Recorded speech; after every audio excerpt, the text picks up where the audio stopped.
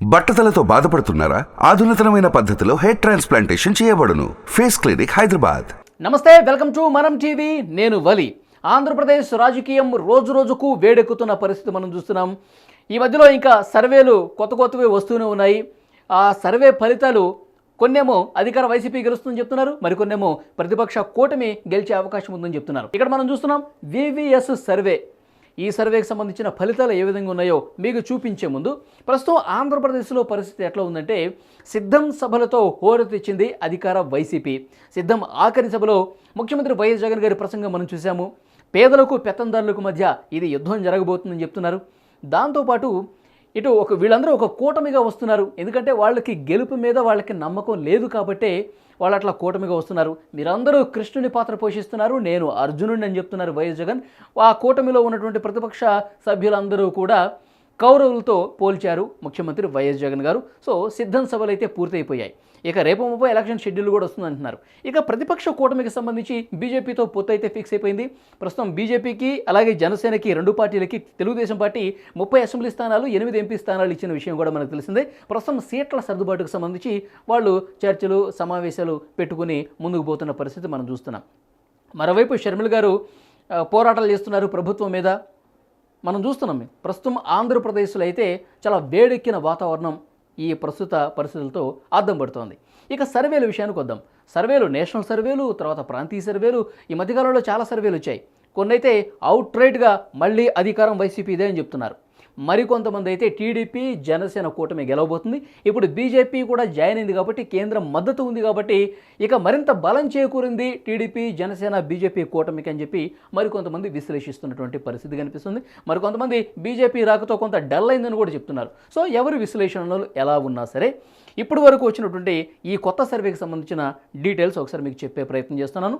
ఈ survey VVS survey మార్చి 10న release అయినటువంటి latest survey. ఇదేం చెప్పింది, ఉమ్మడి జిల్లాల వారీగా ఏ జిల్లాలో ఎన్ని నియోజకవర్గాలు ఏ పార్టీకి రాబోతున్నాయో చాలా క్లియర్గా చెప్పింది. ఒకసారి మీకు చూపించే ప్రయత్నం చేస్తాను. ఇక ఉమ్మడి శ్రీకాకుళం జిల్లాలో మొత్తం 10 స్థానాలుంటే, 10 నియోజకవర్గాలుంటే, టీడీపీ జనసేన కేవలం 3 స్థానాలే గెలుచుకోబోతోంది. 7 స్థానాలు అధికార వైసీపీకి, 10లో 7 వైసీపీ గెలుచుకోబోతోంది. ఉమ్మడి విజయనగరంలో 9 స్థానాలుంటే టీడీపీ జనసేన 2 స్థానాల్లో గెలవబోతుంది. ఇక్కడ కూడా మెజారిటీ స్థానాలు 7 స్థానాలు, విజయనగరంలో 9లో 7 స్థానాలు వైసీపీనే గెలుచుకోబోతోంది. ఇక ఉమ్మడి విశాఖలో 15 నియోజకవర్గాలుంటే ఇక్కడ 9 స్థానాలు టీడీపీ జనసేన కూటమికి, 6 వైసీపీకి వచ్చే అవకాశం ఉందని చెప్తున్నారు. ఇక తూర్పుగోదావరిలో వివిఎస్ సర్వే ఏం చెప్పిందంటే, మొత్తం 19 స్థానాలుంటే 15 టీడీపీ జనసేన కూటమి గెలుచుకోబోతోంది.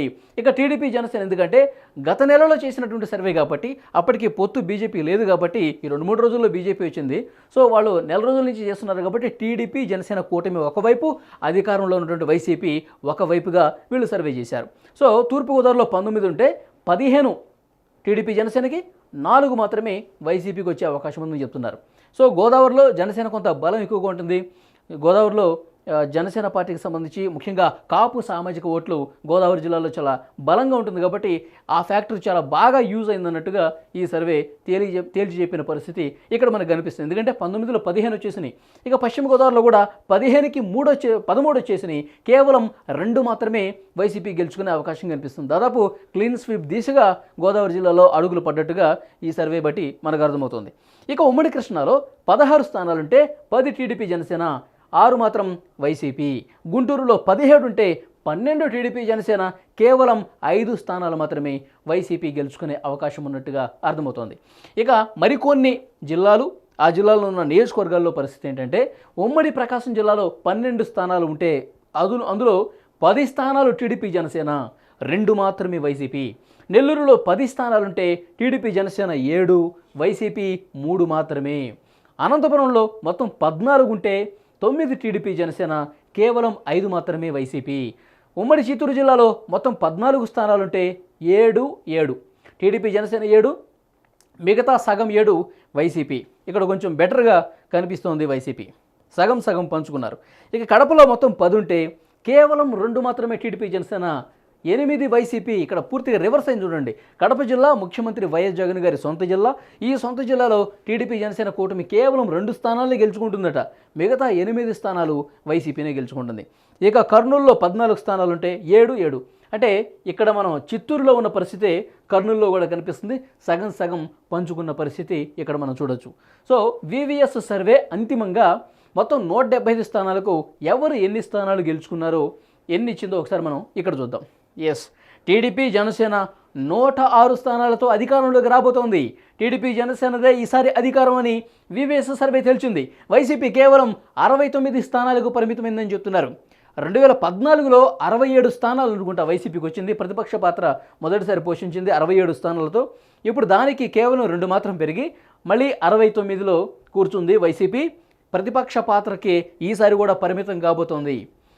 151 స్థానాలు గెలుచుకున్న వైఎస్ఆర్ కాంగ్రెస్ పార్టీ 2019లో ఈసారి 69 స్థానాలు దక్కించుకొని ప్రతిపక్షానికి పరిమితం అవుతుందని వివిఎస్ సర్వే తేల్చింది. సో టీడీపీ జనసేన 106 స్థానాలతో అధికారంలోకి రాబోతుందని ఈ సర్వే అయితే తెలిసింది. సో మరికొంత సమయం ఉంది కాబట్టి అప్పట్లో ఏమన్నా మార్పు వస్తుందో లేదో చూడాలి. ఇప్పుడు టీడీపీ జనసేనను బేరీజు వేసుకుని ఈ సర్వే చేశారు. ఇప్పుడు కొత్తగా బీజేపీ కూడా జాయిన్ అయింది. బీజేపీ కొన్ని స్థానాల్లో పోటీ చేస్తుంది, ఎంపీ స్థానాలు, ఎమ్మెల్యే స్థానాల్లో. సో ఈ ఫ్యాక్టర్స్ వల్ల ఏమైనా ఇబ్బందికర పరిస్థితి ఉంటుందా? బీజేపీ రావటం వల్ల టీడీపీ జనసేన కూటమికి అదనపు బలం చేకూరిందా? లేకపోతే ఈ కూటమి ఏమన్నా బలహీనపడే అవకాశం ఉందా? కొంతమంది విశ్లేషణలు కూడా జరుగుతున్నాయి. ఇంతకుముందు బాగుంది టీడీపీ జనసేన, ఎప్పుడైతే బీజేపీ వచ్చి జాయిన్ అయిందో చాలా చోట్ల ఇబ్బందికర పరిస్థితులు కనిపిస్తున్నాయి. బీజేపీని నమ్మే పరిస్థితి లేదు.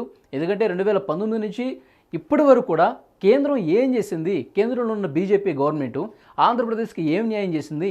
వైసీపీకి ఎంత పేరుందో, ఇప్పుడు ప్రజల్లో ఎంత అపనమ్మకం కలిగించిందో ఇప్పుడు బీజేపీ కూడా అదే అని చెప్పి కొంతమంది ఈ రకమైనటువంటి ఎనాలిసిస్ కూడా చేస్తున్నారు. సో బీజేపీ రావడం వల్ల వణుగురేదే లేదు, ఇంకా నష్టమే టీడీపీ జనసేన కానీ కొంతమంది విశ్లేషణలు అయితే చేస్తున్నారు. సరే, మరి ఈ కూటమికి ఇంకా బలం చేకూరుందా లేదనేది ఎలక్షన్ జరిగి ఫలితాలు వస్తే కానీ తేలుతుంది. సో ఇప్పటి వరకు అయితే ఎలక్షన్స్ జరిగితే ఈ రోజుకి ఈరోజు జరిగితే పరిస్థితి ఈ విధంగా ఉంటుందని వివిఎస్ సర్వే అయితే తేల్చింది. సో చూద్దాం ఇక భవిష్యత్ పరిణామాలు ఏ విధంగా ఉంటాయి. ఈ 2 నెలల సమయంలో మళ్ళీ మార్పులు ఏమన్నా జరిగి సమీకరణాలు ఏమన్నా మారి అధికార వైసీపీ వైపు గాలి ఏమన్నా మళ్ళుతుందా, లేకపోతే ఇదే సిచ్యువేషన్ ఉంటుందనేది కూడా కాలమే సమాధానం చెప్తుంది. ఇప్పటికిప్పుడు ఎలక్షన్ జరిగితే వివిఎస్ సర్వే చెప్పేది అధికారం టీడీపీ జనసేనదని చెప్తున్నారు. సో చూద్దాం. Thank you very much.